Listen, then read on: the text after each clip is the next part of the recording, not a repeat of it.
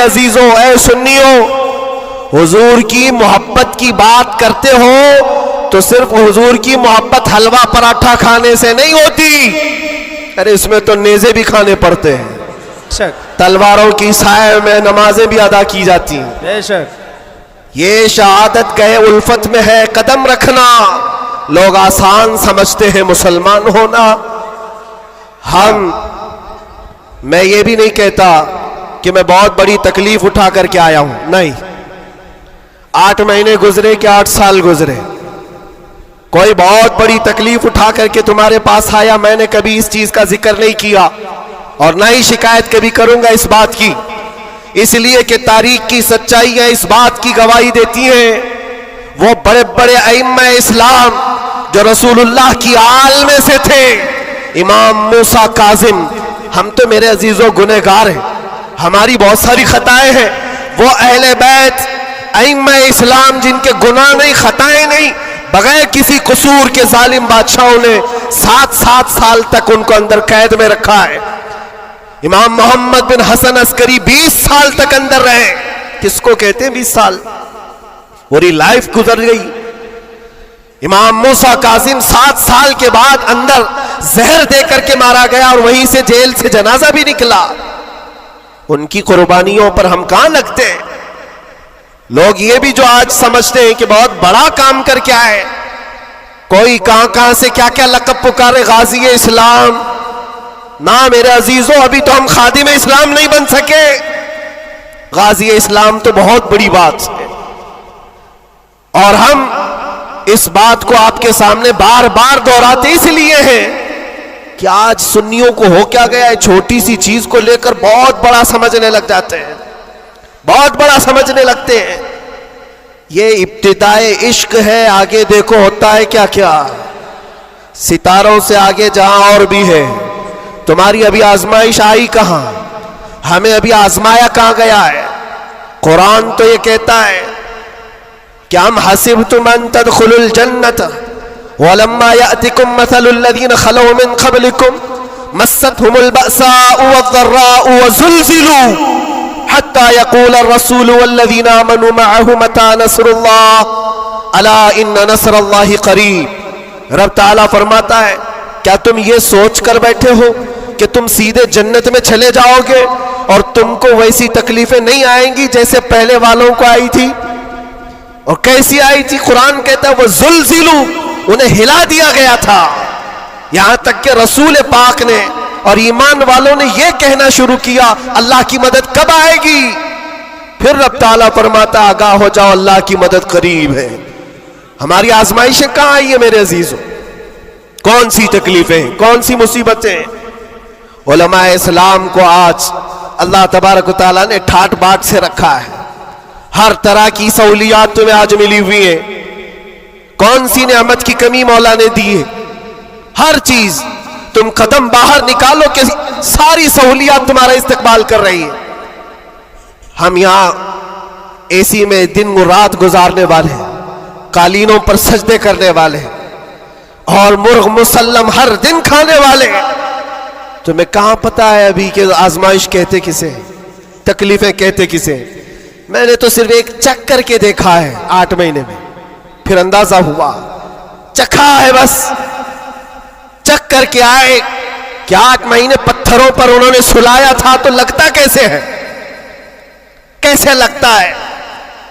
کھانا اور پانی کے لیے جو آج ہمارے ارد گرد لوگ ہاتھ دھلائیں، رومال دے پوچھنے کے لیے، ہر چیز کی خدمتگار ہو، اور جب وہاں بدتمیز لوگ اور ظالم لوگ لائن میں کھڑے کر کے سوکھی روٹیاں دیتے ہو تو پھر اندازہ ہوتا ہے لگتا کیسے ہے۔ یہ چھوٹی سی چیز ہم نے چکھ کر کے دیکھا ہے، وہ روٹیاں دیکھی جس سے انسان کا گلا کٹ سکتا ہے۔ میرے عزیزوں، یہ سب باتیں اس لیے عرض کر رہا ہوں کہ ابھی امتحان باقی ہے ہمارے۔ اگر ناموس مصطفیٰ کی بات کرتے ہو تو پھر ان سب چیزوں کے لیے تیار رہو، ان سب چیزوں کے لیے تیار رہو۔ اور ایک بات میں بتاتا ہوں، یہ باہر مجمع میں بیٹھ کر کے بات کرنا بہت آسان ہے، اور اندر تکلیفیں سہ کر کے پھر یہ بات کرو۔ میرے عزیزوں، کبھی کبھار گھبراہٹ ایسی ہوتی تھی کچھ قیدی لوگ آ کر کہتے تھے کہ سچ میں اللہ ہے؟ ایسے سوال، اللہ ہے، سنتا ہے؟ اور اس وقت کوئی آیت ان کو بتانے میں بھی ہمیں ایسا لگتا. ایک قیدی سے میں نے کہا ان مع العسر یسرا، ہر تکلیف کے بعد آسانی، اللہ کا وعدہ ہے. جھٹ سے اس نے کہا مولانا 16 سال ہو گئے، ابھی کب آئے گی وہ آسانی؟ ہمارے پاس کیا جواب ہے؟ یہ تکلیفیں سہ کر کے پھر آیتوں پر یقین کرنا، یہ بہت بڑے کمال کی بات. یہاں باہر بیٹھ کر کے جو تسلی کی باتیں کریں، میرے عزیزوں بہتوں کو ہم نے دیکھا ہے، بہتوں کو جان بھی دیں گے، گردن بھی کٹا دیں گے، بہت ساری باتیں ہیں.